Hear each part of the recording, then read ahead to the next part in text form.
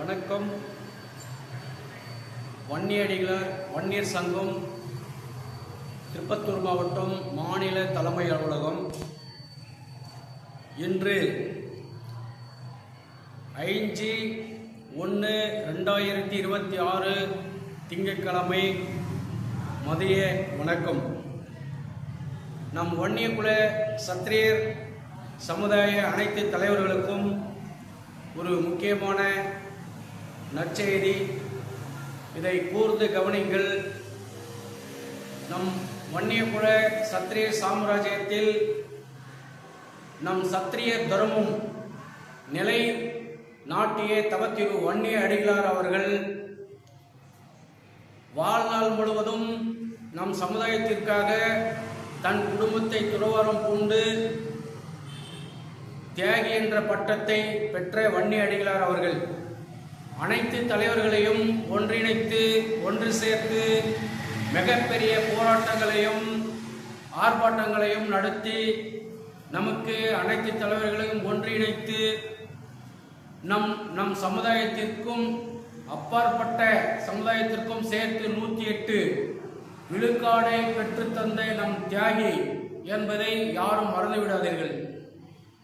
ஏனென்றால் வருங்காலத்தில் நம் வன்னியகுல சத்திரியர்களுக்கென்ற வன்னியர் சங்கம் வன்னிய அடிகளார் வன்னியர் சங்கம் தான் ஆழ்மையாக இருக்கும் என்பதை கவனத்தில் கொள்ள வேண்டும்.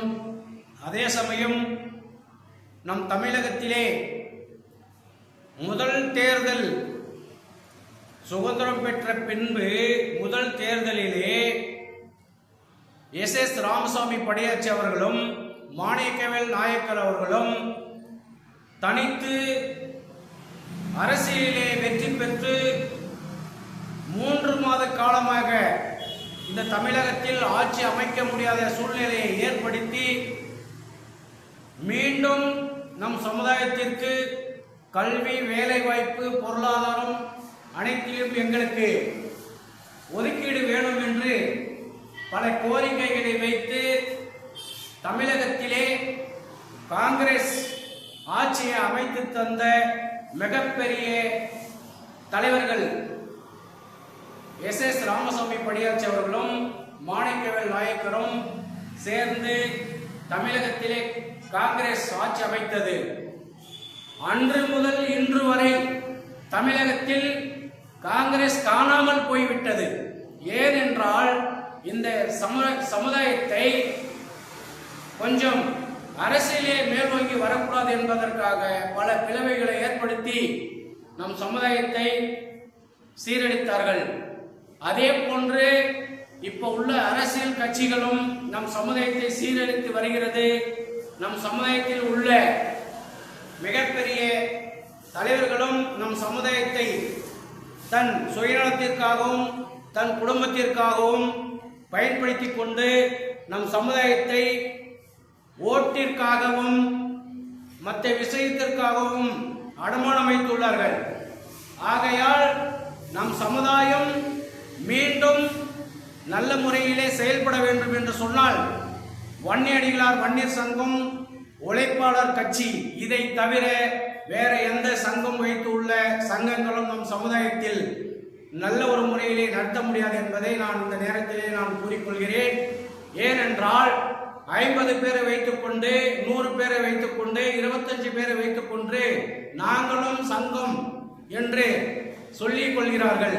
இதையெல்லாம் சாத்தியமில்லை. ஏனென்றால் பல போராட்டங்களை நடத்தி தவத்திரு வன்னிய அடிகளார் அவர்கள் நம் எஸ் ராமசாமி படியாச்சியார் அவர்களுக்கு அரசாங்கமே செலவைக்காத பொழுது நம் வேலூர் மாவட்டம் வாணியம்படியிலே எஸ் ராமசாமி படியாச்சியார் அவர்களுக்கு 92-93 சிலை வைத்து திறப்பு விழா நடத்திய மிகப்பெரிய நம்ம தியாகி வன்னிய அடிகளார் ஆவார். அதே சமயம் ஆகையால் நம் தலைவர்கள் வழிநடத்திய வழியிலே நாங்களும் வன்னியர் சங்கத்தை தொடர்ந்து இந்த வன்னியர் சங்கத்தில் 45 ஆண்டுகளாக நான் பயணித்து வருகின்றேன். மீண்டும் வன்னிய அடிகளாருக்கு பின்பு 25 ஆண்டுகளாக தொடர்ந்து இந்த வன்னியர் சங்கத்தை நாங்கள் நடத்தி வருகிறோம். ஏனென்றால் இந்த சத்திரிய தர்மம் காக்க வேண்டும் என்பதற்காக இந்த சங்கத்தை நாங்கள் பல இன்னல்களையும் சந்தித்து பல சூழ்நிலைகளையும் கடந்து சங்கத்தை நடத்தி வருகிறோம். ஏனென்றால் வருங்காலத்தில் இளைஞர்கள் புரிந்து கொள்ள வேண்டும். இந்த சமுதாயத்திலே ஓட்டிற்காக நம் இளைஞர்களையும் சத்திரியர்கள் ஓட்டுகளையும் மற்றவர்களுக்கு விற்கும் சூழ்நிலையை ஏற்படுத்தினார்கள். மீண்டும் இதே நிலை மாறக்கூடாது என்பதற்காக நாங்கள் தொடர்ந்து அனைத்து நம் தலைவர்களுக்கும் இளைஞர்களுக்கும் இதை நாங்கள் தெரிவித்து வருகின்றோம். வன்னியர் சங்கம் நம் நிலைத்து நிற்க வேண்டும் என்பதை கருத்தில் கொண்டு நம் தலைவர்கள் வன்னியகுல இளைஞர்கள் வன்னியர் சங்கத்திலும் இந்த உழைப்பாளர் கட்சியிலும் இணைந்து செயல்படுங்கள். மீண்டும் அடுத்த பதிவிலே சந்திப்போம். நன்றி, வணக்கம்.